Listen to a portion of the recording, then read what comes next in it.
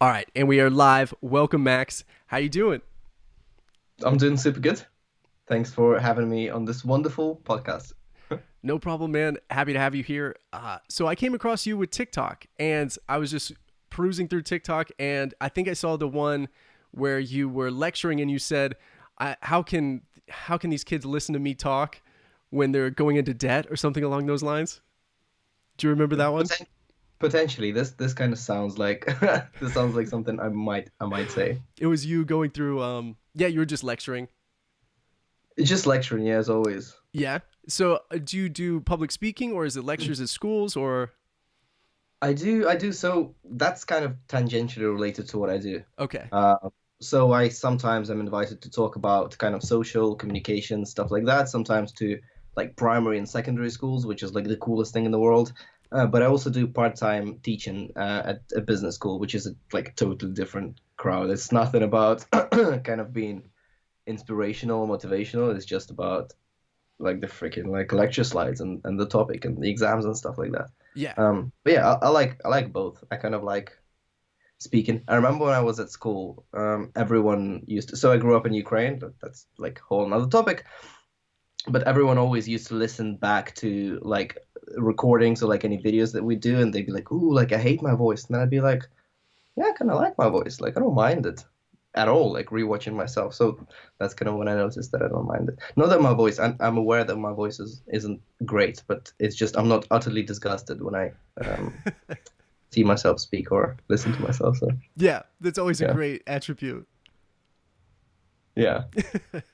So, what got you on TikTok? What made you start doing TikTok?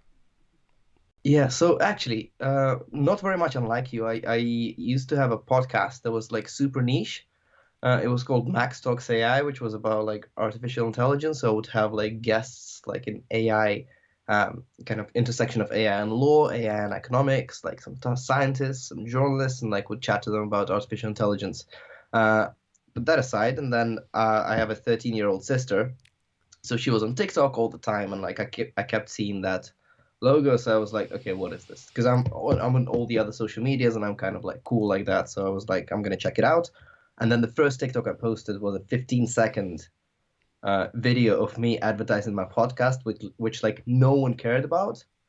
Uh, but then someone said FYP in the comments, and I was like, "What is FYP?" And then I understood it was for you page, and then I was like, "Oh my God, I got it on for you page," and it's like, I wonder if I could do it again, and now I I'm doing it Hmm. again and again TikTok's and really again. interesting. So it's got a huge fan base or a huge user base, and I really like the user interface where you can um, put text in certain spots and then have the duration and have it change. I think that's something that's So totally good, different than Instagram. Like it's a totally different game changer, and the fact that you can use and take the music and the shareability of it too. So it can go across all platforms instead of when you download Instagram and you put music alongside of it, you can't take that music with that video that you create.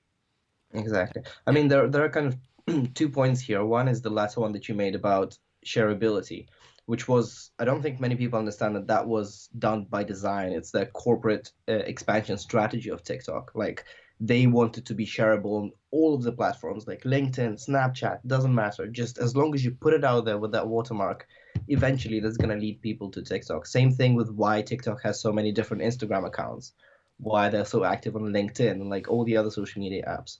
Like that has a reason, which is they try to siphon the users from the stale platforms, and it's working. And for the first point, I think I'm really like a big believer in human creativity, and I love bringing out creativity in people. Like I try to do that at work and like in whatever I do. So I feel that TikTok gives that. It really lowers the barrier when it comes to video production, and a lot of people are um, kind of intimidated by it. Like if you look at your setup, like you've got a mic, you've got like a lot of people like, oh, I really want to start a podcast, and then they look at you, they're like, oh, damn, like, but it's like so much work, and like release forms and like your guests are late all the time. Like I don't want to do that, But I feel that with TikTok, if someone's like, "Oh, I really want to produce videos," like where are they gonna go? TikTok makes it easy. You can have music if you're insecure about your voice, for example. You can. It's trend based, so no one's gonna kind of shit on you too much for copying someone else's content. So it's just a very good place to express yourself. Yeah. Uh, That's a really good point with the music itself and the sound. So you can take clips from movies or something along those lines, or something that's just trending, and then that creates the sound. And I've noticed that a lot of TikTokers that get popular or use their own unique original sounds and then hashtag it or try and create momentum with that, so they mhm. people reuse their sounds so they get more traffic that way. I've noticed that too. Yeah, yeah. I mean, that's something for kind of musicians and artists. Like that's obviously a super interesting thing Yep. to do is to create a song that can blow up on TikTok. Yeah. There's even a sound that actually blew up on TikTok that goes, "I wonder if the song is gonna blow up on TikTok." That's Have you it. heard it? No. That's the first line. It's amazing. I'll send it to you. My favorite sound, I don't know if you've heard this one, it's just like, I think you know where this Oh, this about to about go. the yeah. That's one of my There's favorites. I don't know why. tons of sexual TikToks from Oh my people that God. uh, they're a That's, bit too young, but that's all good with yeah. that particular sound. Yeah. It's ridiculous, dude. Some of it I feel a little weird because the gradation of age is just ridiculous. So you have 12-year old, and then you have 30 years old. That is true. And then you have 80 years old also. I've seen some 80s. Yeah, those are like the best. Yeah. That's, yeah. So, um so when did you start doing TikTok, and what have you noticed from it? We just had our 1 year anniversary. Uh, Really? yeah, it was quite emotional. Yeah, last month. Yeah, so I've been doing it for a year, and I mean, I think it's gone. It's interesting how their ambition is to be a platform that is neutral to the type of content you produce. So it used to be Musically, which was a lip syncing app. Then TikTok acquired them, and then it became a platform in the making. But there is still a lot of kind of cosplay, lip syncing, dancing that kind of alienates some of the user base. For example, people in their 20s, just like normal people, like, okay, I'm not going to do that. I'm not interested in that. I'm not going to go on the platform. So I kind of watched TikTok move from kind of a very one dimensional platform. I think when I joined, it's like when the memes started popping, and I kind of really liked that, and like making sketches and stuff like that. Like I really like that stuff. So I started making those, and then as the platform was progressing, I was like, okay, like educational videos is also a game that you can play. Like, okay, kind of inspirational videos, like videos about history, like all of those things.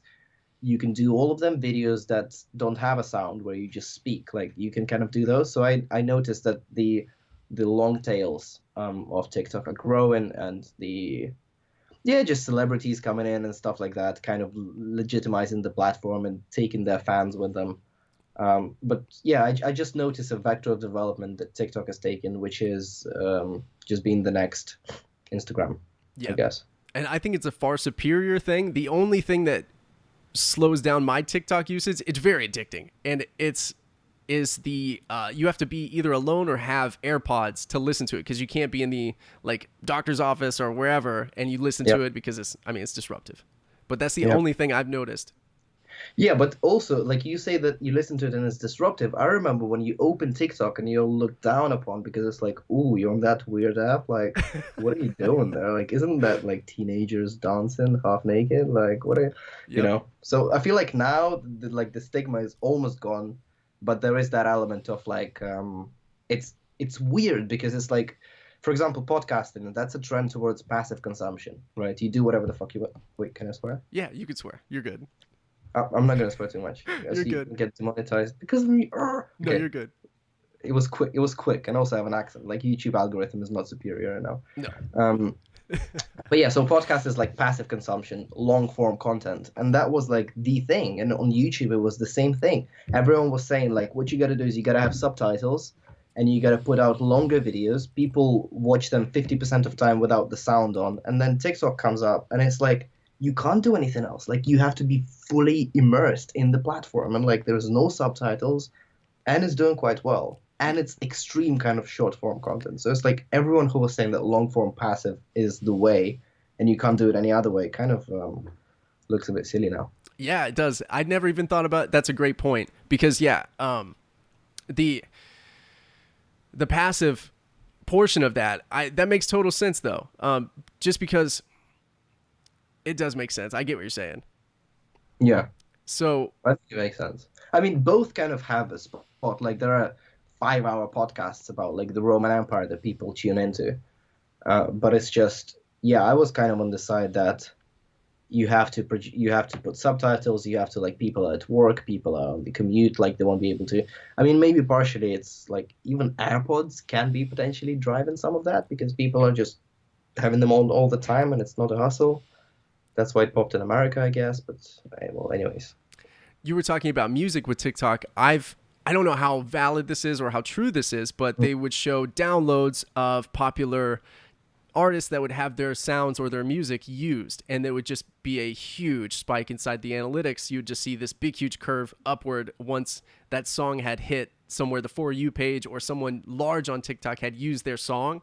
Like there's this Daniel guy, I believe, I think it's Daniel or David, I can't remember, but his song is all throughout TikTok all the time. And Which one? I can't remember which song it is. It's Daniel or David, and then he joined TikTok. God, can't remember which one it is. Yeah, okay. But just like the awareness and the amount of user base can influence Spotify downloads, which can influence a person's notoriety, is crazy to me. 100%. And it's like it's also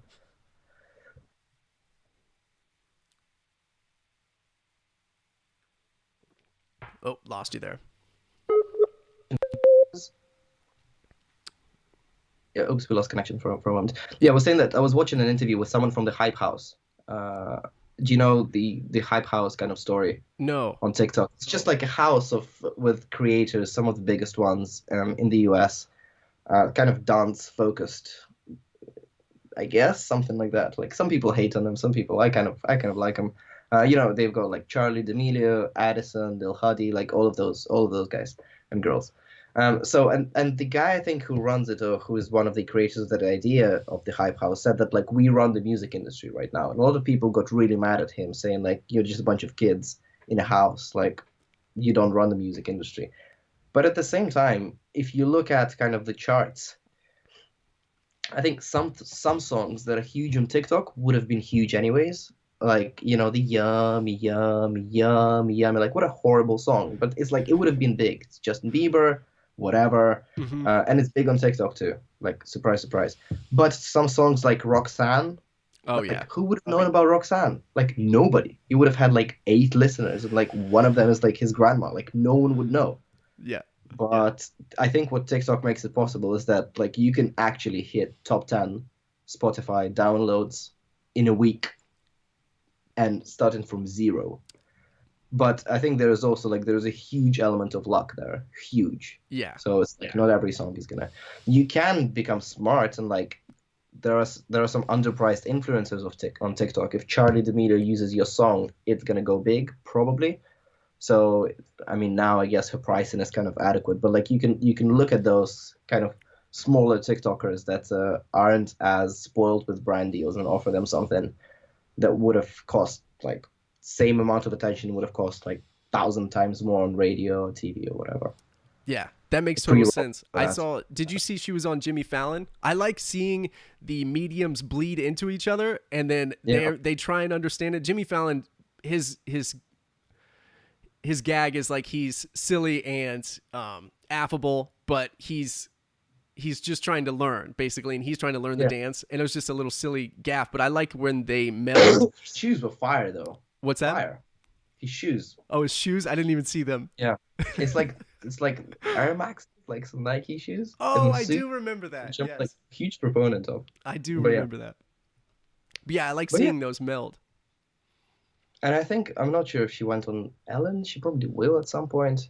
But yeah, I think it's also great for because a lot of I even commented something underneath, and then was engaging with other people, was engaging in an argument, which I probably didn't have to do. But it was like so many people were like saying she's just a dancer, like she's not talented enough. Why is she on Jimmy Fallon show? Like plenty of celebrities, like most of celebrities, you could argue that their value to society isn't necessarily representative of their pay. Like that's just kind of how it goes. Like we pay £300,000 a week for someone to kick a ball around. Like, it's just the economy. But I think that it's great for TikTok as a platform, for TikTokers uh, as a type of creator that is perhaps not as respected as those in like other platforms. I think it's a great sign of like, okay, this is you can actually come up on that platform and reach something like that. Now, not everyone's going to be Charlie D'Amelio. Probably, 2 or 3 people can reach that, but that's still a sign of the platform moving in the right direction, I guess. Yeah. Do your friends and family understand the gravity of TikTok? And like you have a large following, like that's 350,000 people. And so do Yeah. they understand or like support it, or were they like, "Hey, why are you on this app?" Like my friends and family, I think my friends think it's cool, like, but at the same time, they kind of make fun of me all the time, which is like what friends are supposed to do. So that's perfectly fine. I think it's interesting. So, a lot of people, when they talk about social media, they just say, "Oh my God, like I just started making videos and like I didn't mean for it to be anything huge, but like, oh my God, people started like that's just such a lie because you see what's happening with those social media stars. Like you know where this is going. Yeah. Like don't tell me that at 1 million subscribers, you're like, this is just a hobby. Like I didn't even know this could be a career. Like that's just a lie. It's either a lie or like you're dramatically kind of undereducated.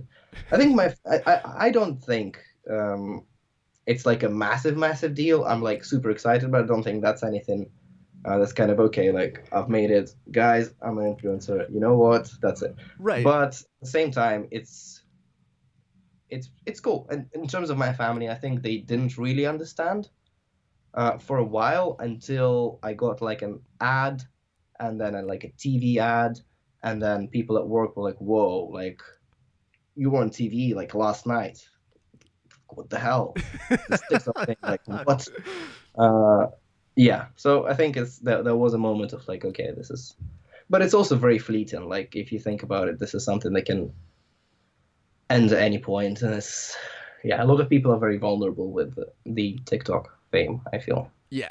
Well, that's a great perspective to have, is the fleetingness of it. That's a good perspective to have. That's just safe as well. Yeah, potentially, like it can Yeah. be not fleeting, like Right. you don't know that. But I mean, my intention is to kind of think about producing content on other platforms and like building up something for myself, but I never want to be just the content guy. Like I want to do other things and I want content to like supplement it because I would feel it as a more holistic person like that. And that is also, as you said, that makes me feel a bit more safe. Yeah. Like okay, if this all goes away, it would be sad, but like I still have this part of my life and this part of my life, and I can rebuild this and rebuild that. So I think some people that are well, given them they're bigger than me as creators, but I don't think they have anything to kind of fall back on. So that creates because that also creates a sense of like constant anxiety over like views, relevancy, and engagement. Like you keep watching those because that's all you have. Like if tomorrow people stop watching you, this is it. You have to go back to the supermarket you used to work at, and then all your ex-colleagues are going to laugh at you and be like, "Okay, TikTok boy, like welcome back, go stock up the shelves." Like no one wants to do that. Right. That's an interesting point. Just diversify, basically. Like, Yeah, diversify, that's like one thing, but it's also, every platform has its audience, and like I kind of want to try to innovate because on TikTok I feel that I innovate in some parts, like different type of content, like different type of approach. So I kind of have that bias of like, okay, I have to do something cool. Like if this is YouTube, then I have to make something interesting, and then I end up like overthinking it. So I feel that and also it's very humbling to like post something and it's okay, like you got 300 views and you're like, but it's just a game. So yeah, yeah. I'm a big fan of Gary Vaynerchuk, and he's a mm, big proponent of acting versus just go as fast as possible, mm. create, and then perfect is the enemy of good, basically, and just keep going, and you'll learn more and more and more. Yeah, I've actually met him. Really? How was Yeah, he? some time ago, like 4 years ago at a conference. Really? Yeah, like I was in the vlog and everything. Yeah. Um, and also now we're kind of collaborating with one of his brands. Okay. Is Uh, it the Um, 137? 137, Yeah. yeah. So we've been trying to cook up some stuff on like a completely kind of voluntary basis. Like, so I'm just talking with the guys like Tyler and others That's to sweet, figure man. that out. That's But really yeah, cool. he's cool. He's cool, and he's from like Belarus, an immigrant. That kind of resonates with me, and I think he's definitely, a lot of people kind of, because I work quite closely with advertising agencies that are VaynerMedia's competitors, and I know how VaynerMedia is viewed in like the space, and I know how he's in the space, and it's not always the same, treatment as he'd get from his subscribers who everyone thinks that he's like the god and the kind of the ultimate guru. Yeah. But I still think that he's probably a positive impact, even though sometimes he doesn't put enough nuance in what he says, and like that can be completely taken the wrong way. But I think he's still a good guy. So Yeah. That's sweet, man. That's really cool you met him. yeah, he's cool. I think we will probably interact in the future at some point with him. I have a feeling, That's cool. but we'll see. So you were talking about the creativity of TikTok. I think it's far more entertaining than Instagram, and there's just so much for it. And I was wondering, when you start to create, do you want to make a point across, or do you start with a trend, or do you just see a sound, or how do you typically go about it? Yeah, so I go about it the completely wrong way that I wouldn't recommend to anyone. So, like I think that's bad advice, but it has been kind of the story of my life. So I'm kind of a generalist, and I'm very impatient, so I chase a Okay. lot of things at the same time, which has kind of sometimes worked for me fine. Sometimes it really jeopardized whatever I was doing. So, kind of on TikTok, I guess I do like valuetainment. Okay. So I want it to be entertaining, a video to be entertaining, lighthearted, but I also wanted to either raise an important point like inequality, blah blah blah, blah blah blah, gender pay gap, creativity, education system, something like that, or being a brother, something like that. So I don't want it to just be like fluffy joke and it means nothing and it means nothing for my life. Like I like to get some of my life into the joke to be like I'm living this kind of situation. So it's not like complete. I'm just going to create a sketch about what happens in the world. It's more like what happens to me and then how my life kind of resonates with that punchline. But I'm like out of ideas every day. Every day I'm like clean out of ideas and I just have to come up with stuff. But I feel that for people that kind of have a niche and that they know what they're doing, for example, like I am a channel that does dancing, like choose a song, dance. Like the dance is there, the sound is there. All you have to do is freaking dance, and that's what you do. Sometimes I'm looking at those and I'm like, damn, like this is so easy. Yeah. Obviously, dancing is not easy, but the actual. Oh, lost you for a second. You cut out.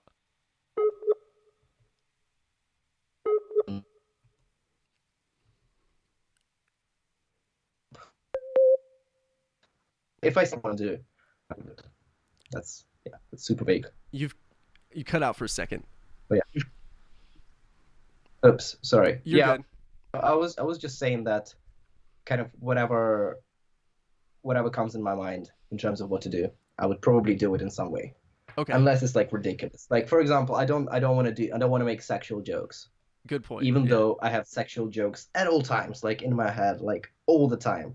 But I just don't want to because like I don't know. I don't want to be that guy. Right. So I kind of have more of a different. I mean, I think I guess what I want to do is I want to focus on kind of productivity, creativity, kind of life design, just kind of changing the way the people's mindset and like telling them about how I changed mine, like kind of good habits. Um, yeah, just stuff like that. That's what I really want to promote. But it's also at the same time, like for example, I'm a big fan of reading. I used to post TikToks about reading all the time. Now it's kind of it got a bit boring for me and like I run out of ideas. But sometimes I do. So like reading was my thing. If you look at like hashtag books, hashtag reader, like it's all me. I'm Okay. the guy. Um, but it's like no one would actually listen to me unless I was like perceived as cool. Like I was perceived as a cool guy. No one would care, and no one would like look at the books that I read, and no one would buy the books.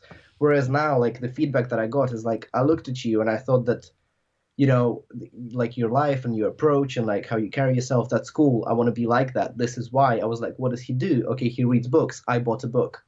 Like that works. But just being there, being like, guys, this book buy it or like read it. That's really cool. Like no one's gonna do anything. They have to see how you took that habit, how it changed you. They have to see at least some glimpse of the end product, and then be like, okay, this is what I have to do. So that's kind of what I'm trying to navigate. That's incredible. So I see. I've read The Strange Death of Europe. Is that Douglas Murray? I've seen in your background back there. Oh yeah, Yeah. yeah. Other side. Okay. Oh yeah, there. Yeah. Yeah, it's That's like a it's good pretty book. controversial. Oh, it's I very read it a few years controversial. ago. But Yeah, yeah, I mean his Douglas Martin. Yeah, he didn't he write another one recently? um I think there is a new one, like something about like similar topic, I think. mhm. Yeah, I was wondering so he was talking about the boroughs of London and the majority of races was there, and now I think 80% of those 23 boroughs of London are no longer the majority of white or Caucasian Hmm. people. Like that Hmm. was astounding to me. Hmm. That's like one of the It's things that like that stat that Mohammed is the most widespread name in London. that's incredible, man. Like I'm not sure how. I think it's up there, but it's like to me, I really like diverse places. So I don't want a majority of like 50+% of one race. Like not if it's there, then it's fine. Because for example, I really like Copenhagen, Okay. but in Denmark. But to me, it seems because I know that there is another Copenhagen in the U.S. Um, but the Danish Copenhagen is like it's great, but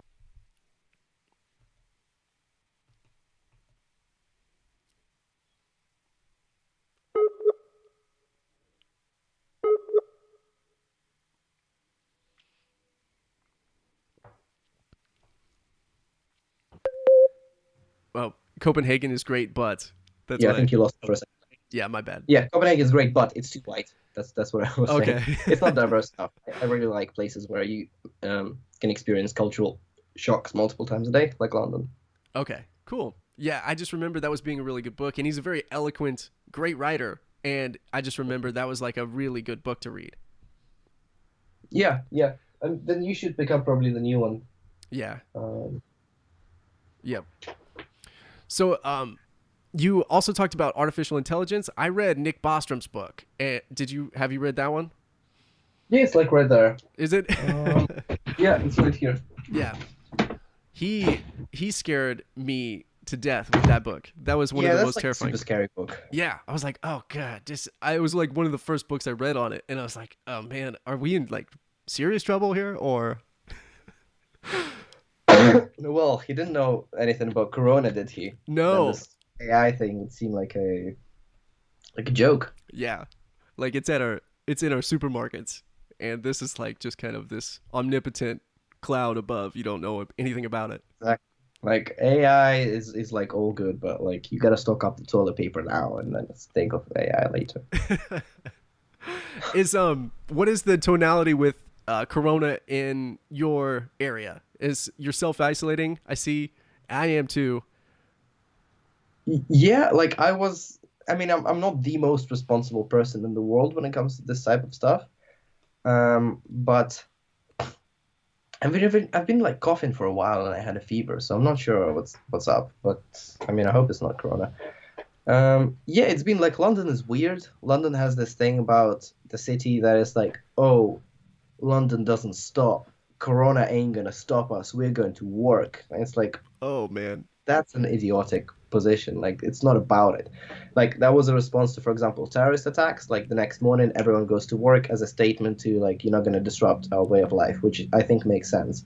But like the virus doesn't have a face or a political affiliation. Like it doesn't care that you're like, you know what? I don't care. I'm gonna go to a pub. Screw you, Corona. Like it's a virus, bro. Like it's who are you talking to? Yeah, Anyway, there's no agenda with this virus.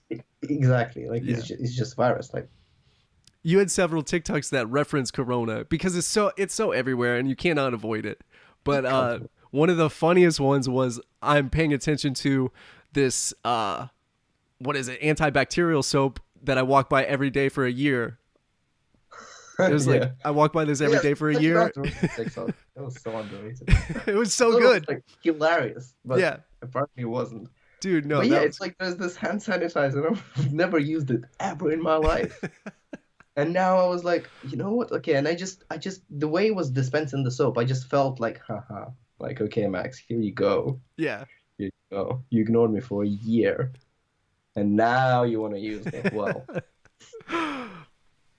yeah. They said in China that this was one of the first days that they didn't have a new um infection or Yeah, announcement of a new infection. that's pretty crazy. Yeah. But the Yeah, but that's because they were so ruthless with kind of isolation and like lockdowns and quarantines. Like, I feel that okay, so there's no new cases daily now, but you can't keep living in that economy for a long time. Like, you will have to let people travel again, and then obviously it's going to spread again. So I guess now it's yeah, kind of trying to think forward. But I mean, it's China. Like, they solve problems. Yeah. Yeah, they are. Yeah, they do. Yeah, Yeah, they it's just kind like of it. build hospital in a minute, like if they need to. Yeah, that is really crazy. Like the ingenuity is amazing, and but yeah, it is kind of authoritative, like or tyrannical, where it's just like, hey, nope, can't do it. Did you see the video when I think it was in Italy where everybody was on their balcony singing? Did you see that? Yeah, I saw that. That was There are so many crazy. videos that are actually like there are many genuine videos, but there's also many ones that just lay the sound over it. Oh, And it's just like I saw it was like a quiet street and someone just laid a sound from like some concert ages ago over it and like started turning on the lights. It's like okay. But it's I mean I'm not sure. Like if you do that in London, I think everyone's just gonna tell you to shut up. yeah, yeah. If I go outside and like try to go like I don't know, Roxanne, like yeah, it's not gonna work. So with England, yeah, it seems like you guys are a little bit more reserved and regal, if that makes sense. Like you guys would Yeah, not no, sing. it's like kind of big cities. I feel like London, New York, they have a reputation. Hong Kong, I guess, for people not caring about each other too much. Yeah, yeah, It's not very communal, I guess, because it's like everyone has their own agenda and like fair enough. yeah.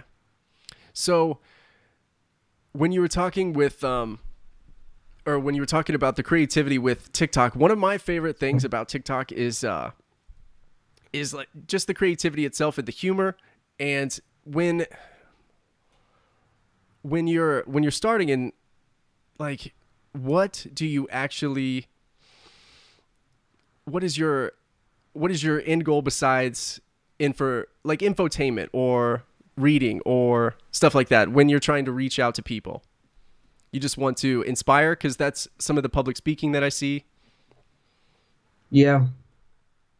Um, I guess like I want to be able to build a platform that doesn't necessarily need my presence. So like the end goal would be like some kind of a well, part of it would be some kind of a media platform slash media conglomerate entity of some kind that would be able to shape kind of public conversations and just chip into conversations around like if it's education system data and like I don't care, I want to participate in those. Like I don't want to necessarily shape those opinions, but I want to have some kind of a platform to bring people on and to have those opinions heard and to have my opinion also heard and amplified to kind of talk about those. That And also just a skill of communication, skill of creating content. I think that's a useful skill, like regardless of what you want to do. Yeah.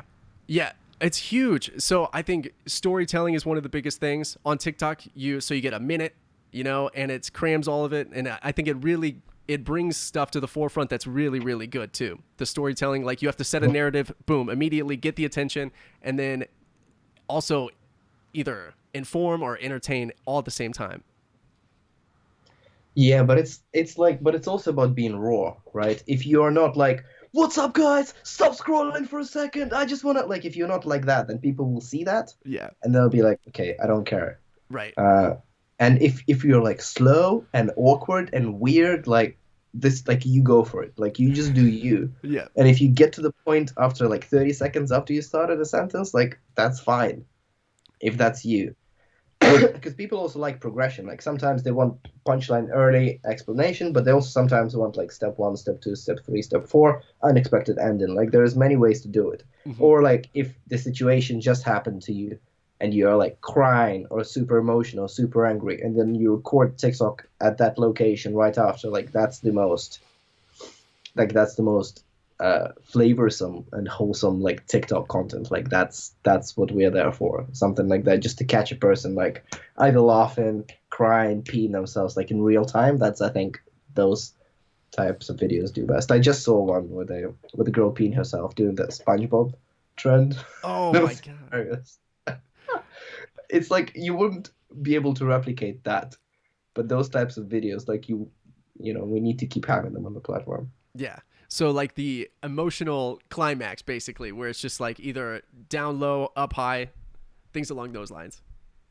Yeah, yeah, and just weird stuff. Yeah. Like, just I really like a saying, "Different is better than better." Okay. I think it like makes so much sense to me, and sometimes even at work, like even early today, I was like thinking, okay, different is better than better. Like it's about doing something different. That is probably in the long run, if you do that, if you do each thing that you do differently instead of doing it a bit better than you used to do it before, like you would probably end up doing it better anyways because you would have done so many different things. So I think on TikTok that also works, even though it's a trend-based platform. If it's something like, whoa, I've never seen this before, like, whoa, it's a family, or like, whoa, this dog has this, like just something weird, Yeah. or like, oh, it's a guy who's got makeup on. Oh, it's a girl with a really deep voice. Oh, this person's really tall. Oh, this person's really short. Oh my God, look at that stuff, like just real stuff that is same as the difference with Instagram. Like people are not perfect. Like we have all kinds of stuff, and that's kind of what makes us interesting. Like Yeah. if everyone's going to be an Instagram model, like how interesting the world would be. Right. So I do like that. Different is better than better. And so you can get caught in a certain way or a pattern where you're just making the exact same thing or using the same formula and it probably isn't very fulfilling after a long time. And I think when you get people's attention is also breaking a pattern too. Like if you have something that's very very different and then someone has some like it'll just catch them off guard. So I do think that's a Mhm. abs- applicable way to do it too. And it's a challenging way to make you creative. Exactly, or rather like unleash, I guess, your creativity because you're Yeah. already creative. But for example, like worrying about views is going to make you less creative.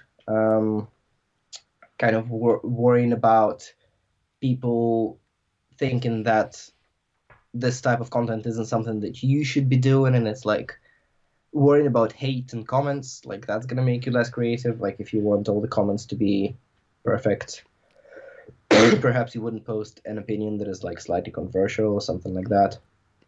Also, wanting to always be controversial is also not the best strategy. But yeah, yeah, there is that. Yeah. There So is that. so when you're trying to change or you want to so the end goal would be like a media conglomerate of some sort and you work in the advertising industry now, is there any trends that you see that are changing within just the regularity of advertising itself because you say Gary is basically he has a different opinion or people have oh I lost you.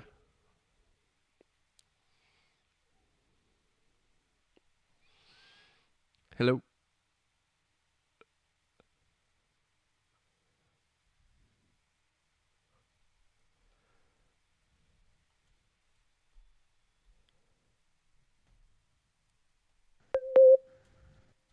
Hello.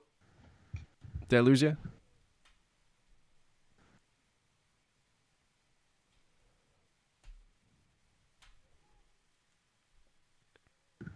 Hello. Oh, I got you back. Hello. Oh, yeah, we're back. Yeah, you said something about advertising and whether there are trends. Oh yeah. So when you see, so there's probably firm beliefs within normal advertising Yeah. companies, I guess, and then they had different attitudes towards Gary Vaynerchuk instead of his subscriber base. So like, do you see anything conflicting with Gary's tactics and the normal tactics themselves, or do you which one do you think is more practical, especially for the long term?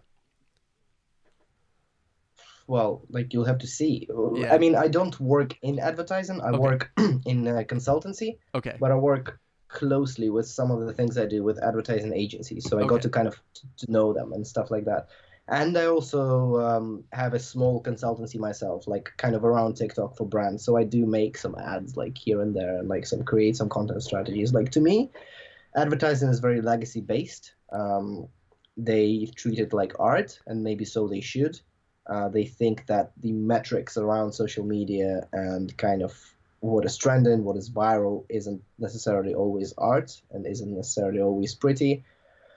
If you look at Cannes, for example, and the awards that they have for like the best ad or the best this or the best ad, the best agency, actually the best agency one is probably kind of close to the truth. But like if you treat an ad as a film, like that's one metric, and it can be amazing, and it can be much better than like whatever VaynerMedia or any other agency that focuses on social like will do. But if you treat it as like a business case, then maybe instead of one big TV ad, you can create 1,000 pieces of content on like different platforms and get that attention. I think like probably a combination of both would be a good idea. Like Coca-Cola, for example, like they have a very interesting strategy. I mean, obviously it's kind of easy to work with that brand with that leverage that they have and the image.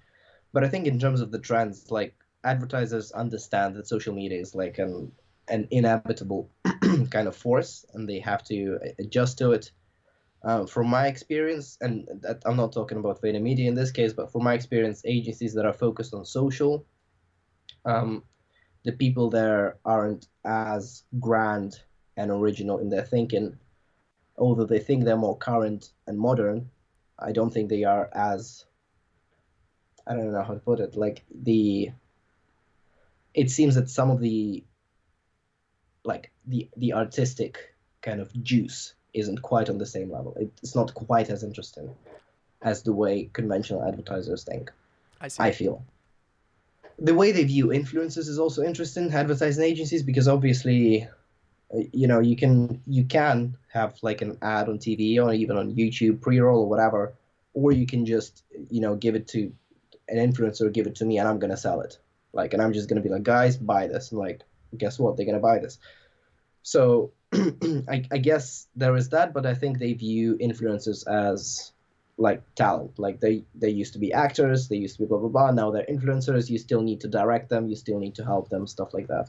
Okay. Um, but yeah, I mean, I think advertising is probably like I wouldn't say that it's a growth industry. I think, hence there are so many mergers, so many acquisitions. It's probably harder and harder to make the margins that you used to make with Yeah. all that scrutiny around like how well is this actually doing. Yeah. So yeah, that one's so subjective. Like just the entire thing is subjective. But do you think that personal brands are going to be more influential as we go on? So I think of Oprah whenever I think of a personal brand. So like she Mm. has a book club and she says read this book and then a million people buy this book. Do you think that the with the mergers themselves it's going to they're getting swallowed up and then there's going to be some few heavy hitters and then personal brands will rise because I feel like sometimes advertising agencies just become either stagnant or they do vanilla stuff, and personal brands are way more niche and can reach out to their followers, and it's a more of a face. Instead of Coca Cola, I think of the giant polar bear, but if I think of Charlie, then I think of her face, her mannerisms, her voice, these things, and I just you know Yeah, you know what I'm saying? but it's also kind of the moment Charlie says the N word, it's over. Oh God, yeah, Like, the moment yeah, Sharapova is on doping, it's over. yeah. That's a good That's, I point. guess, with personal brands, like nothing like this can really happen to an agency. Like there can be, like a hashtag Me Too case or something like that, but I think personal brands is still like someone like Coca-Cola, like to really affiliate themselves, for example, with Kylie Jenner, but like that would be, and it's a bit different in the sense that like I'm thinking of it as talent, and you're thinking of it as people that have a platform. Like Oprah has a platform, and she doesn't need advertising. Um, I guess maybe for some products, but you remember that brands need to build brand image, and they need to, the color, the font, the smell, the look, the sound, like that is all part of a brand, and they want to build that and maintain that and have the consumer thinking about. Like if you think about duh, then you think about Netflix. Like that's if you think about doo doo quack, doo doo doo, like that's Skype. You Yep. know, there is no influencer that could do that. Like you need an advertiser to be like, okay, what do you want your brand to look like, sound like, smell like, taste like? I'm gonna create that. Every time consumer gets that, interacts with your brand, that's gonna drive some kind of emotion that is then gonna lead to sales. So it's like you exchange the experience and emotion for a business transaction. That's the brand. And I feel that with you can sell more books, I guess, but that would be because you're using Oprah's brand image and reputation. That wouldn't be because you're building the authors necessarily. Okay. That makes sense. And so the anonymity or like it's just a big, huge entity versus a personal person, basically. Yeah, I mean, I think that brands would like maybe advertising will be contracting as an industry, but I think in terms of when it comes to branding, like stuff like sound is going to be super important. Like that's going to be huge, and video has been ruling the world for a while when it comes to ads, and now brands are thinking about like what is our sound, how are we gonna position ourselves there, and maybe it's a smaller kind of job, but it's still gonna be important, right? Hmm. Do you You have have? to, I think you have to really lean into brand. I 100% agree. I wholeheartedly agree because I don't mind.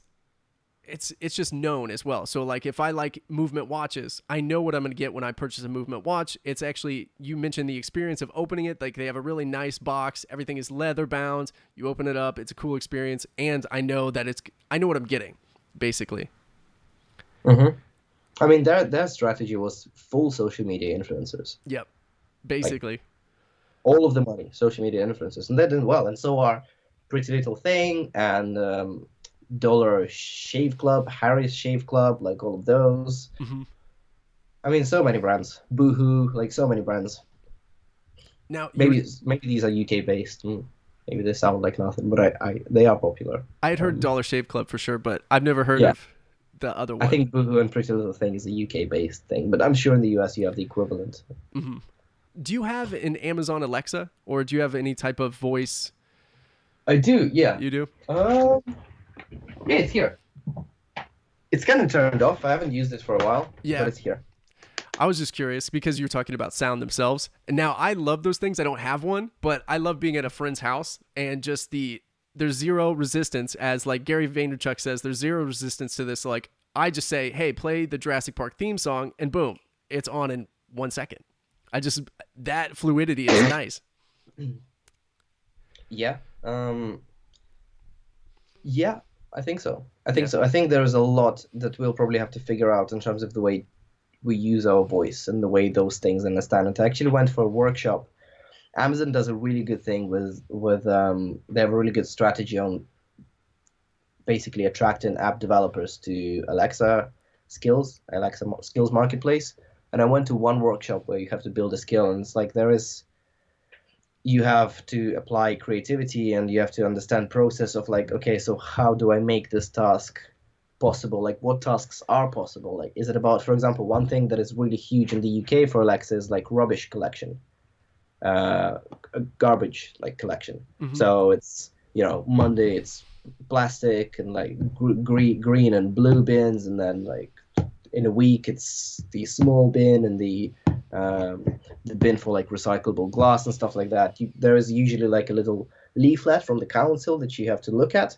Instead, you just like, Alexa, what am I supposed to? Which bin am I putting out today? And she tells you, or it tells you. Yeah. So that's a use. Someone actually thought about it, like, huh, like that would be good for voice, and it is, and the skill is successful. And it's like there is infinite number of apps that you can create. Like what about bookmarking your books? Like, Alexa, which page which page should I open like today? Where did I leave myself at? And it's like, oh, page 191. You're like, great. Hmm. Maybe that's something. Yeah. No, I do think it's going to be huge just because, I mean, there is zero resistance. The accessibility is just right there. But you were talking about books. Are you reading anything right now? Yeah, I'm reading this book called Indistractable. Okay. Can't remember the author. It's okay. It's okay. It's like about how to not be too distractible in the world of social media. Like there are other books about it. It's fine. um, what else? Actually, I was reading like Nietzsche. last night. I had like a really emotional night, so I was reading Nietzsche. I also had a fever, so Oh yeah, played. man, man, that when you're cooped up indoors reading Nietzsche, man, like Yeah, it's you a know it's dark bad. time. It's a dark You time. know it's bad. So I've Yeah, read a but I little bit actually of get a him. lot from Tim Ferriss Okay. podcast, like a lot of book recommendations. Usually they really hit me. Like anything that he recommends usually is like that's exactly Yeah. I kind of really thing. liked He him. also has this thing about not reading books that are less than 5 years old, which I thought was really interesting because I tend to kind of buy the newest book to be like the first to read it. But he's like, there's no point because you want it to be tested with time, and like if it's an important message, then it will be um, kind of infinitely resonating in any environment, and I think that's quite an interesting thing. So with I I used to like have my push notifications on with technology and everything along those lines. I have shut everything off. Like the only thing I get are phone calls that are notified basically. Is that some of the like tactics within Indistractable, or is it Hmm. okay?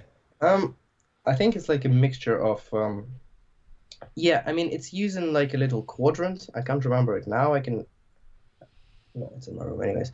But yeah, it's just kind of thinking about like internal distractions, external distractions, and like debunking those. Like, why do you have this urge to check stuff? How to not have that urge? How to organize your environment so that you don't have to check. Like to me, that's kind of a huge thing. I'm pretty binary in that way. Like if I have shit around me, like I will use it. If I have Doritos, I will eat them. If I have my phone, I will check. So it's like, if I'm going to bed, like what's really hard for me is like I put my phone here in my study, I go to my room, I sleep, like that's it, no phone.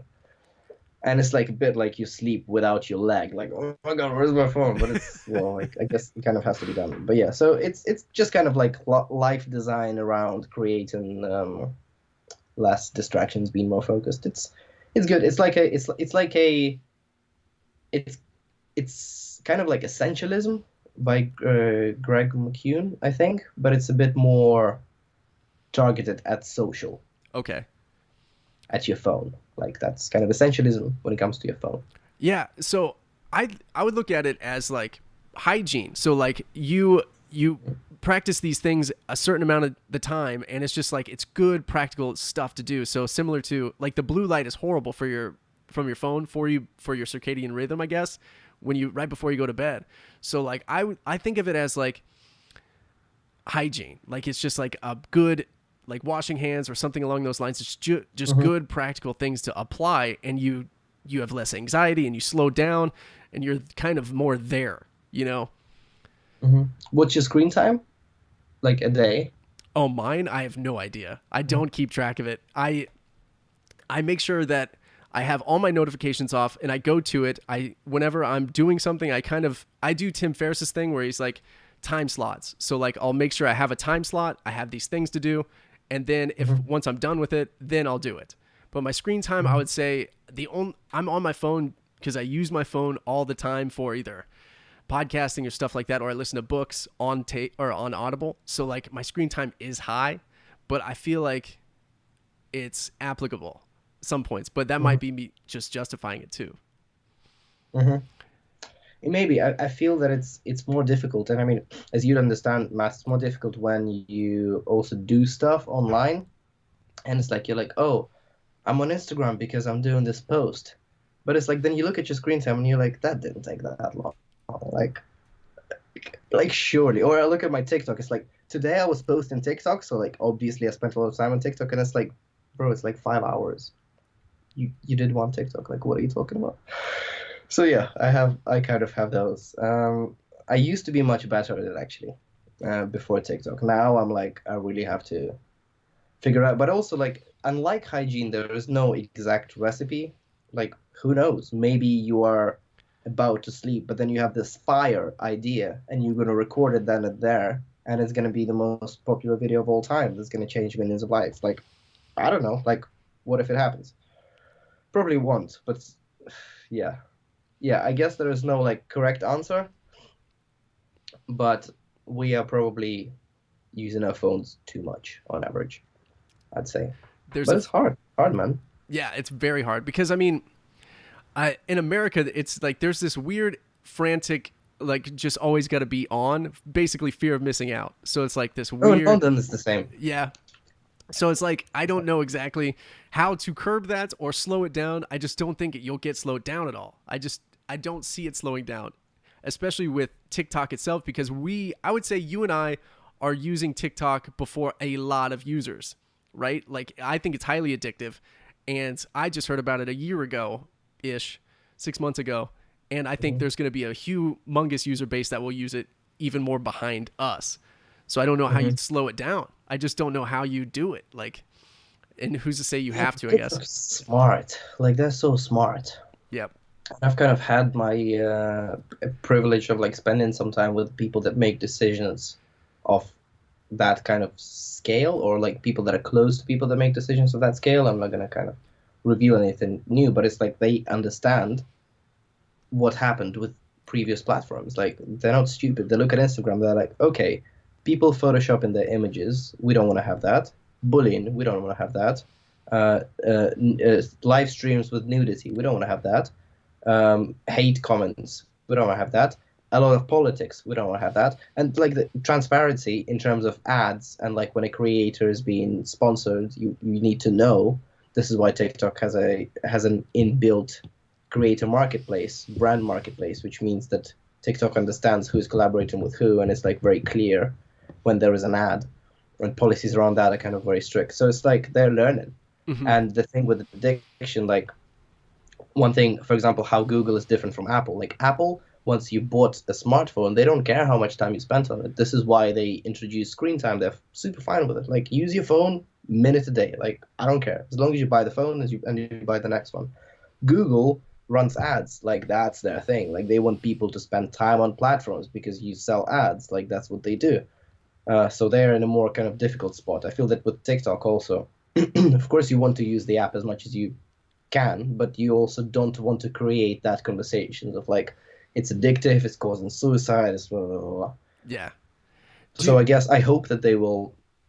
I mean, they have a lot. Like they put in a lot of money and a lot of talent in people that are figuring that out, like how to make it like lighthearted entertainment, get your mind off stuff, express yourself, but like they've got interesting kind of interactive warnings when you scroll too much. They get creators to do it. A friend of mine, Sharice, she did it like a video for TikTok where it's like if you scroll too much, your favorite creators are gonna tell you to stop scrolling, and it's just gonna look like an organic video. And I went like Darth Vader there. really? Oops. I did not know Uh, that. That's ethically. My next question was, do you think that's ethical? But that practice itself, do you think that's PR or do you think that's an actual ethical choice through TikTok? I mean, ethical choice. Like I don't know about ethical. I don't know if it's if you can easily reconcile the two. I guess it's more like kind of utilitarian versus cons. Like what's the is the intention important? Like for example, if I give money to homeless because I want to feel good about myself, I don't care about the homeless, but the homeless person still has something to eat. Like does that in some way diminish my act of giving? I don't know. I think it's probably driven by business bottom line. Um, yeah, I would say so. Mm-hmm. So, what is your personal take on? So there are innate capacities that humans have, and we're more likely to reciprocate or something like that. And just for an example, and so like when you think of those platforms using those innate capacities that humans have, and they kind of use it to their advantage, or they use movement or some sort of thing.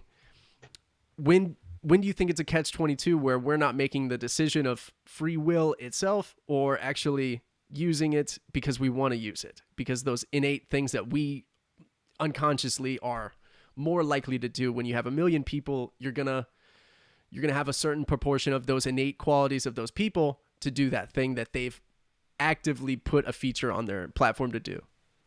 Mhm. Yeah, I mean it's I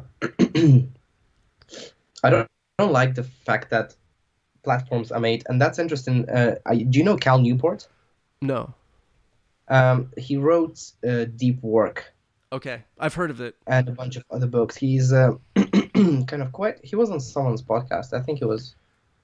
I don't think it was Tim Ferriss. It was someone else. Maybe Tom Bilyeu, the impact theory guy. Mhm. But he talks about why Facebook introduced likes in the first place. How like in 2012 they went public, and their problem was that people were messaging each other, people were leaving stuff on each other's walls, but they weren't spending a lot of time on the platform for the ads to sell. So they were like, what are we going to do? Let's introduce likes. Then people are going to be coming back to check how many people like their photo, and they're going to like other people's photos. And like that's how the likes were born. Like that was a how to make people come back to the platform. So it's like watch time and engagement. Like that's what the platforms are looking for. And unfortunately, that is now being interpreted by them as making it addictive, and you've got behavioral scientists like working on it.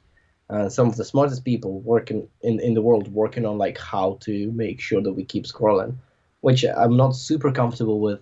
At the same time, I've had multiple people tell me like, "Oh, okay, you're not super comfortable with it, but you produce videos, so it's you." It's like, okay, like I don't control that stuff. Like that's a medium of distribution. I think again, it's like hard to introduce that discipline, but so is discipline in the other way. It's hard to wake up early. It's hard to read every day before sleep. It's hard to exercise. It's hard to not succumb into social media. Like it's hard. Yeah. Like sugar is legal.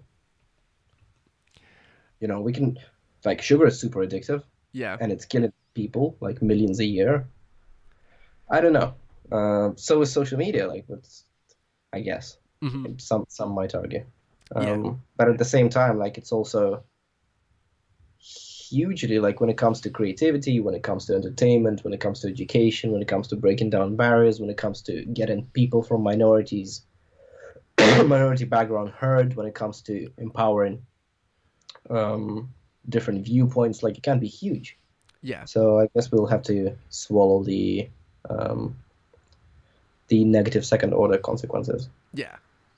That makes sense. I mean, I would never say you are at fault for this or in uh in instigating these things because you're just creating art itself on side of a platform. Like you're not making so like whenever you go to and watch a TikTok, like say you watch it for 30 seconds and then you watch it replay two or three times, then the story button will turn on to the right of it. It's to share. So like just those things, like the eye-catching movement, like just that idea of that.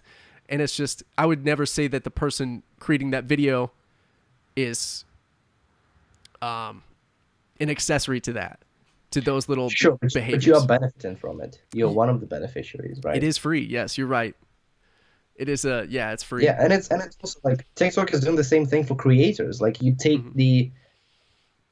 the whatever you struggle with when it comes to like being addicted to your phone and to like imagine that being your income and like your life. Like can you imagine that? Like that just becomes, like kind of 10x that stuff. Hmm. It's yeah, that would be one of the scariest things. So I watched or I looked at some of your videos that you created and there were some of the ideas like instead of measuring GDP, they have something called the U index where it's just happiness. It's like hours of Uh-huh. happiness divided by it's like 24 hours in a day. You spend 4 hours in traffic or whatever unpleasant things, and then they do a percentage of your U index versus the Right, GDP. And right. I think I can't remember who it was, but I think it was Andrew Yang talking about GDP and how it was a poor metric of well being as a nation. Yeah. I mean, GDP was basically made up by Simon Kuznets, who is, I think he's part Ukrainian. He definitely went to Kharkiv School of Economics, that is now called Kuznets School of Economics, which is in Ukraine. And in mid 20th century, he basically got a task from the U.S. government to create some sort of an economic measure that the U.S. will use to basically flex on Soviet Union and the rest of the world. And then like there are some crazy quotes, like verbatim quoting the creator of GDP. He said that it's 95% fiction, 5% statistics. He said himself that it's not a measure of well-being. And he also said that it's mostly speculation and generalization that is not representative of the economy. He said all those things, when he came up with it. So he's not the bad guy. It's just that no one ever told that part of the story because it was an economic weapon. Like two countries were competing, they needed rules, they needed a measurement. Like, what are they doing? Like, okay, this is going to be it. GDP, which system is going to be better? And then like we have our answer, but now we're stuck with this. I guess, but it's also not all bad. Like there are some, I guess, benefits to it. But yeah, like the fact that we use it as a measure of success of an economy is ludicrous. Yeah. So I think it's 90% of the stock owners or owners in the stock market themselves is like 10% of the nation, I think, or something like that. It's like a weird percentage of just like Pareto effect, where it's just like a small amount of people are even invested into the stock market, but we use that metric of the stock market or GDP or the economy as well-being versus opioid usage or, suicide or, you know, Yeah, but well, that is true. But at the same time, it's not just about money in your pocket when it comes to well-being, right? Like this is what a lot of people why they get confused thinking about Russia and why Russian people support Putin, for example. And I know it's not like political podcast, but the idea is there, and that's like partially great advertising. Like talk about influencers, like Putin's probably one of the top uh, in the genre. But the like for Russian people, for example, like what's important for them is to have a sense of like post-imperialist grandeur that their country had before, and now it's lost because it's economically irrelevant country. Like it has the GDP of Netherlands and Belgium. Like it's an insignificant player by any metric compared to, let's say, the US. Like they're not in the same ballpark, but they have geopolitical influence, and Russian people are starving, but they value that. So, and same, America drives a lot of its power from its foreign influence, and like they have to show that. And I bet a lot of Americans are happy to kind of give up on uh, some benefits that other countries have, like Scandinavian countries and stuff like that, because it's the U.S. and like they value that.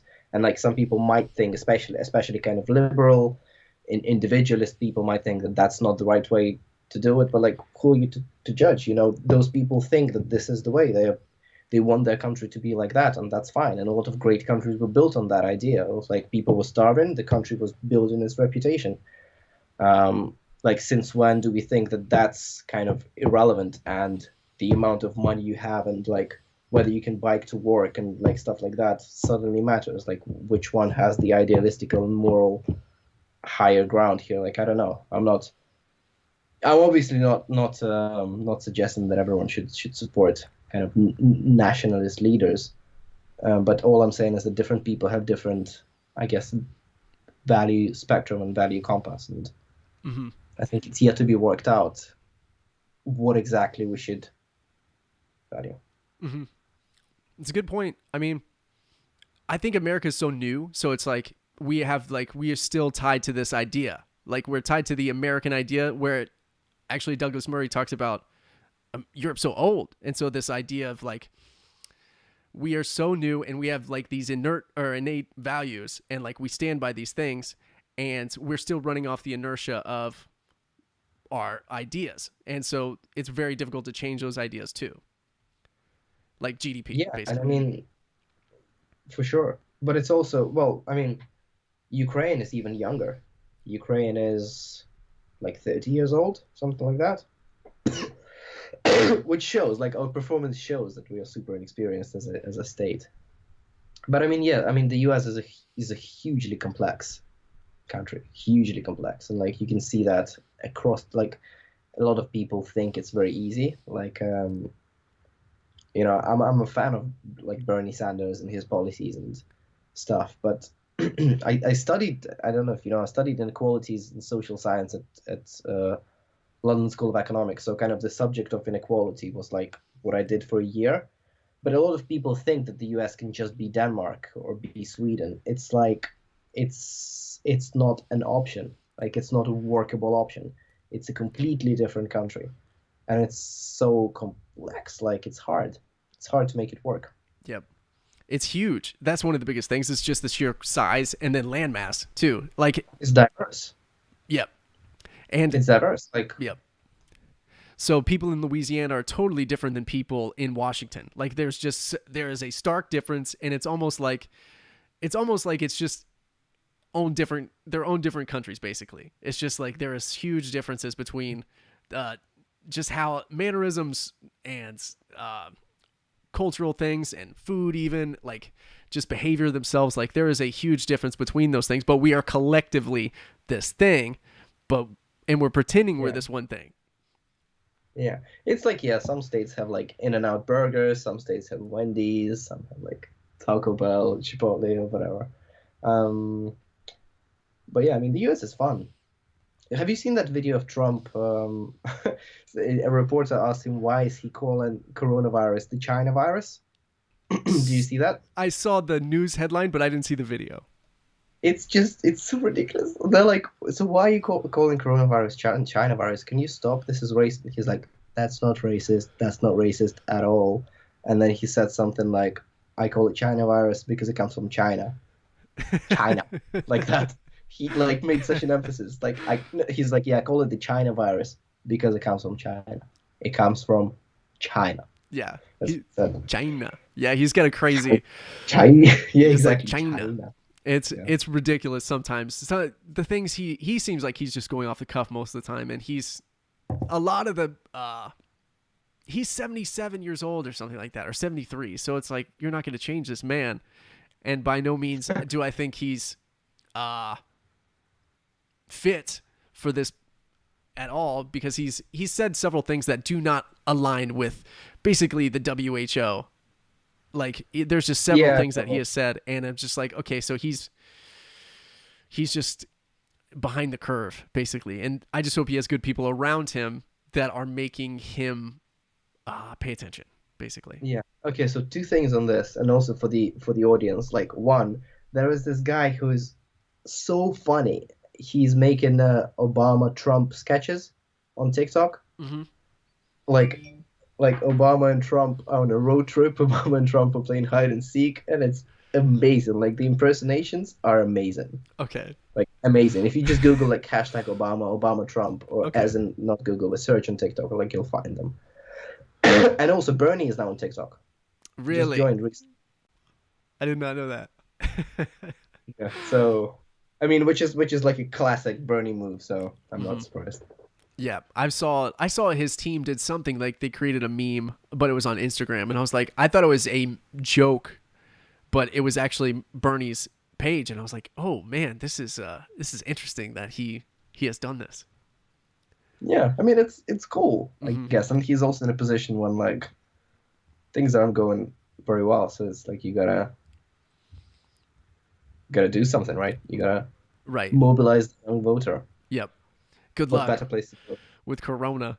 Do you think there's going to be a lot of economic impact? There already is some now, but I feel like it's just panic right now. Like there's a lot of panic, but it's going to be a catch 22 where the panic keeps people inside, and then they're not spending any sort of revenue. And I was talking to a couple friends where they're in a company and they were trying to get their unpaid balances for the company. Basically, they're trying to basically pay payroll and alleviate people and employees at the exact same time, like if they're on performance programs. So like it's just like this weird contraction going on, and I'm wondering if a lot of companies at the same time are doing this, and I'm assuming yes.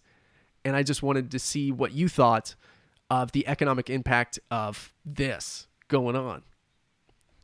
Yeah, I mean, we were just talking. So at work, we do kind of a lot of stuff that is related to medium-term economic impact of things.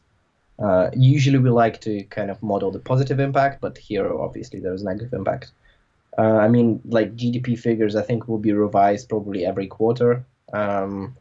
I don't think we'll see growth anywhere close to what we were supposed to see. I think most of Europe will be minus. The US will probably be just about like low single digits, like super low, if not contraction. Like China, same thing. So I think like it's gonna be huge. I think the impact on the economy is gonna be huge, but at the same time, I think the impact on kind of vulnerable individuals is gonna be even bigger.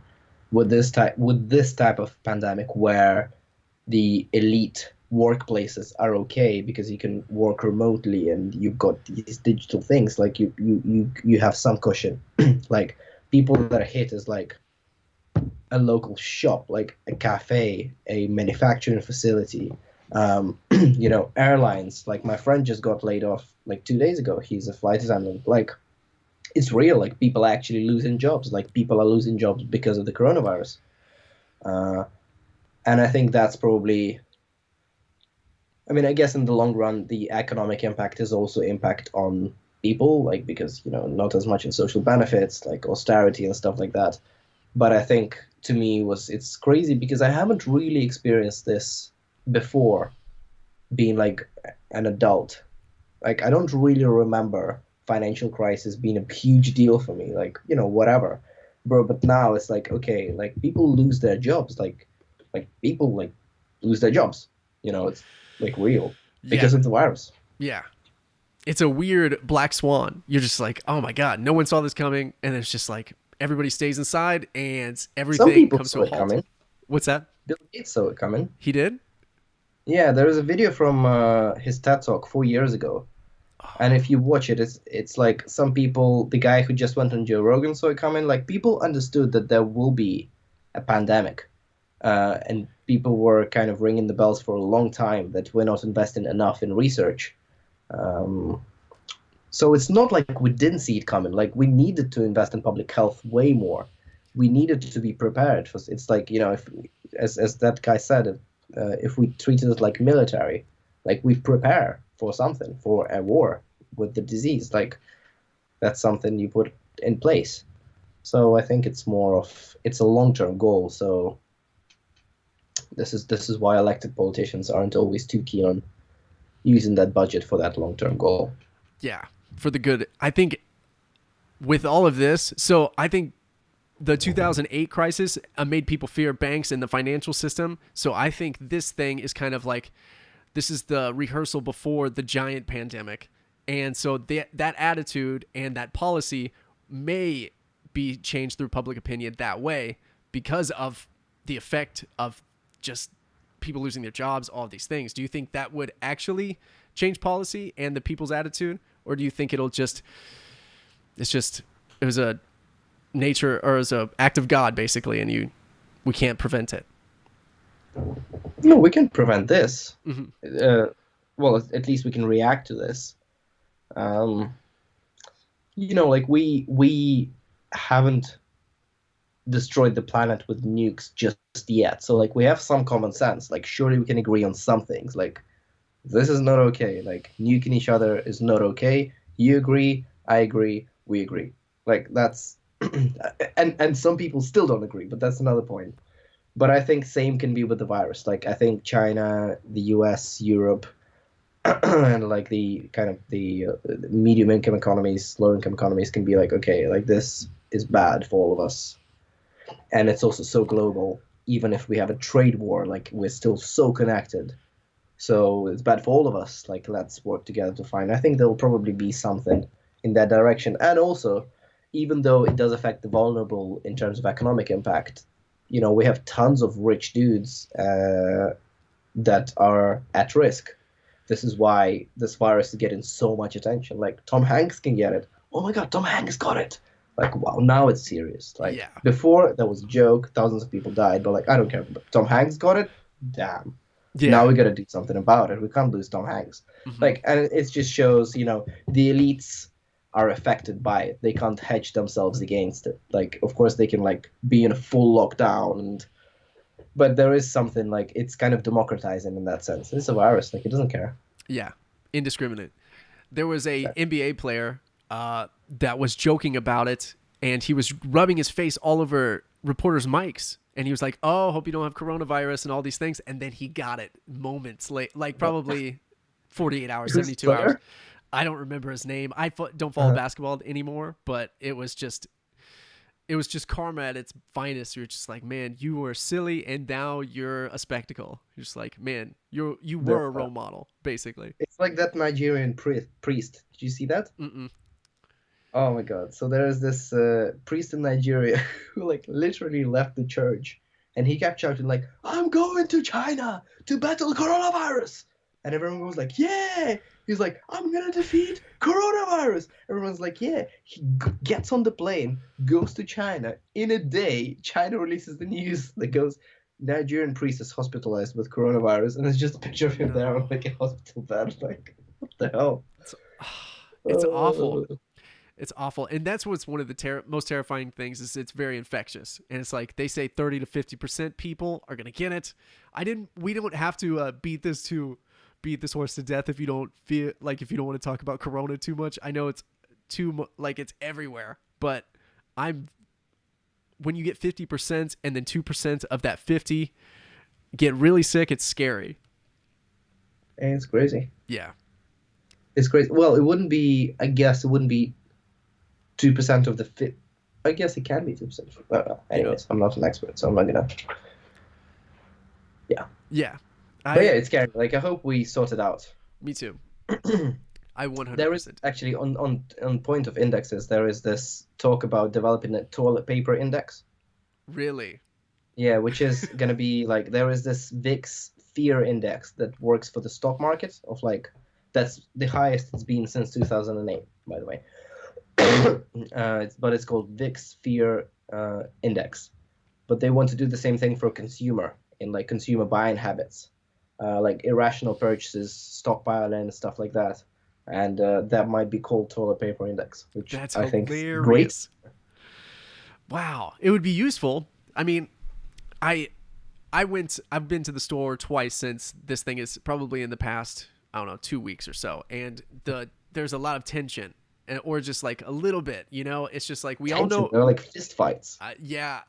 So I did not witness any fist fights, but it's very interesting to feel and see the first uh, resources stressed. So like Lysol or stuff along those lines, where it's either empty or minimal, and it's just very Yeah. interesting to see the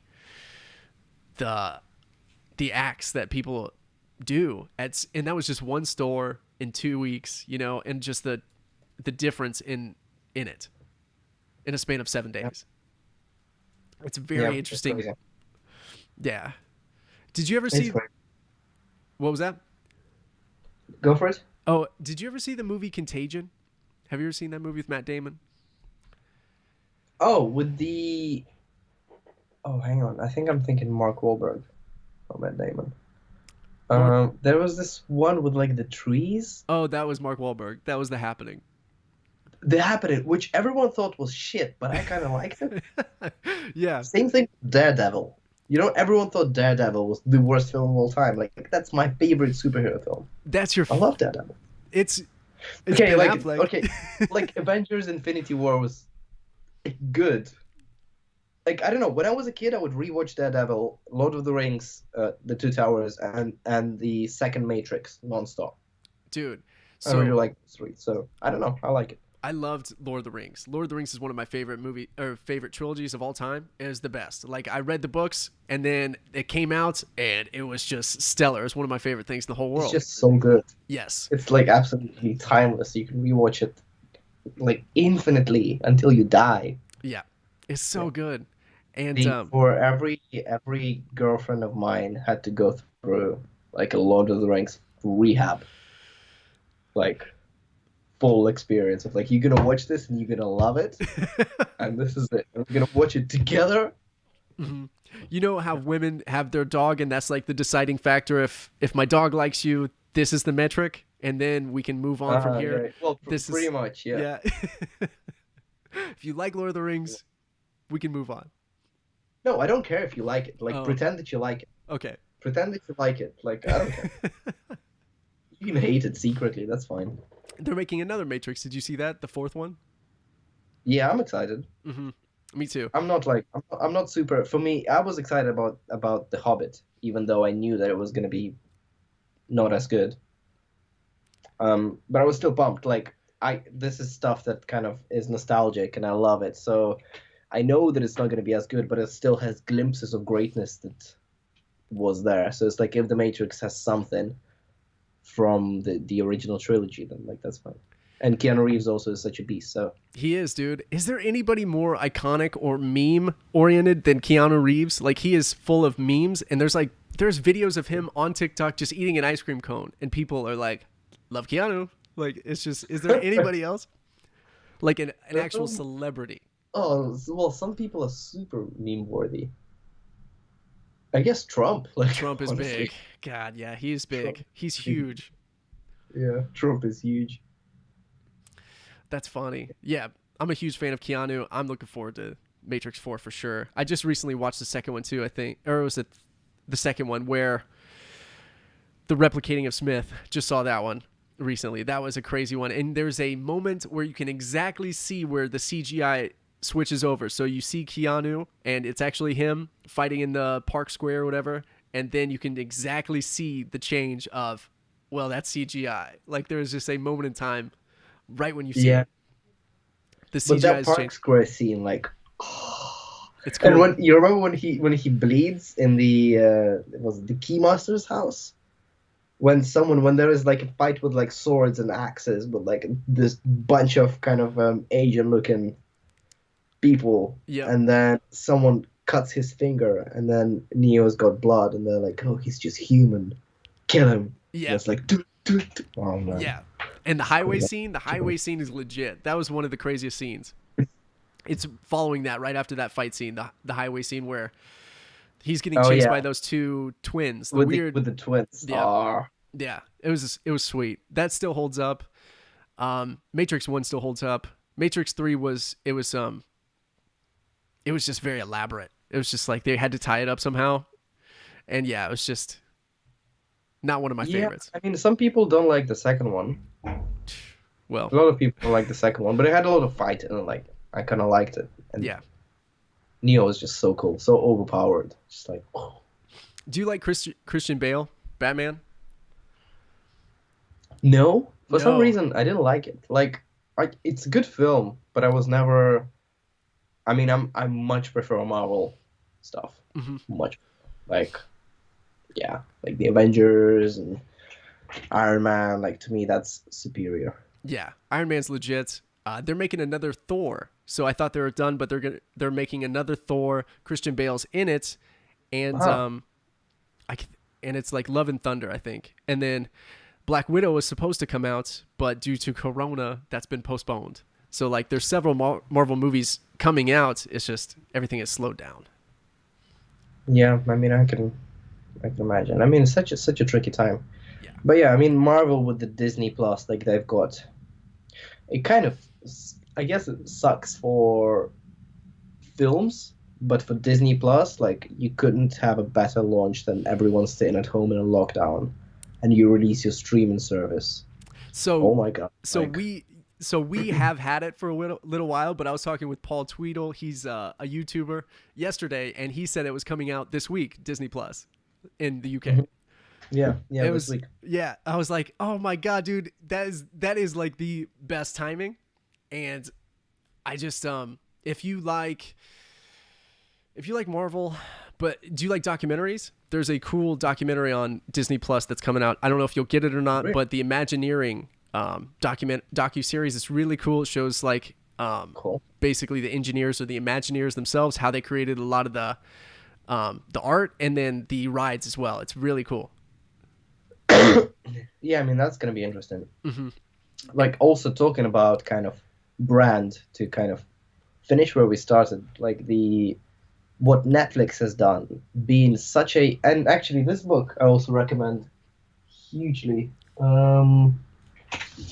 That Will Never Work, Okay. uh, by Mark Randolph, who is one of the co-founders of Netflix before Reed Hastings took over as CEO. Like they are such a vulnerable business that is public. Like they are a streaming service competing against Apple, Amazon, and Disney. Like, are you serious?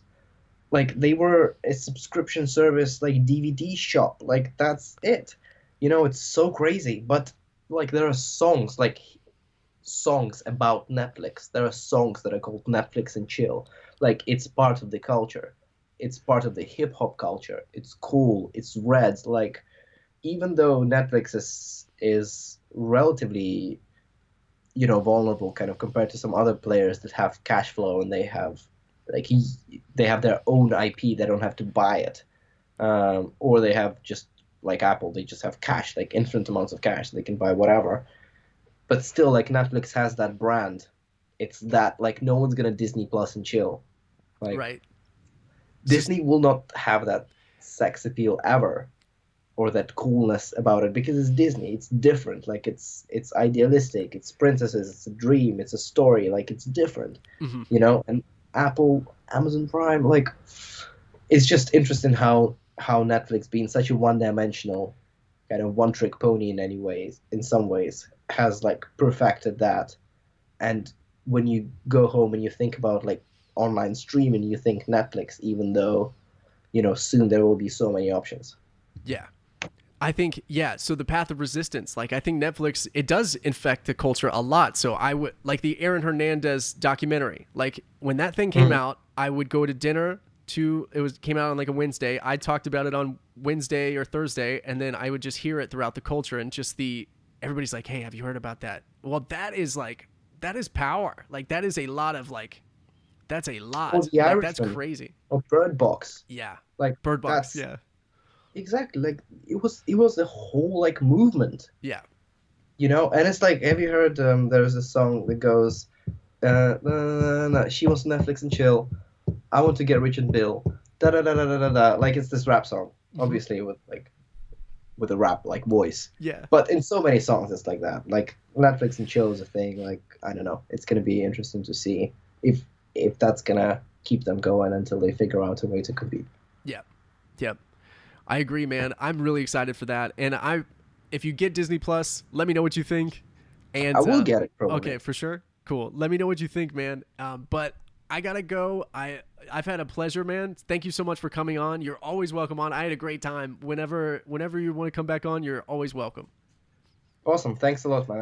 I had a great time too, and keep it going. Like, let me know if I can help Dude, promoting the episode or whatever. absolutely. And if you want to follow And see you on Max, TikTok too. yes. Oh yeah, I'm on TikTok. It's not as cool as yours. I just put up my podcast and snippets of it, but I encourage everybody to follow you at TikTok. It's Max Klymenko, and I'll put it in the show notes too.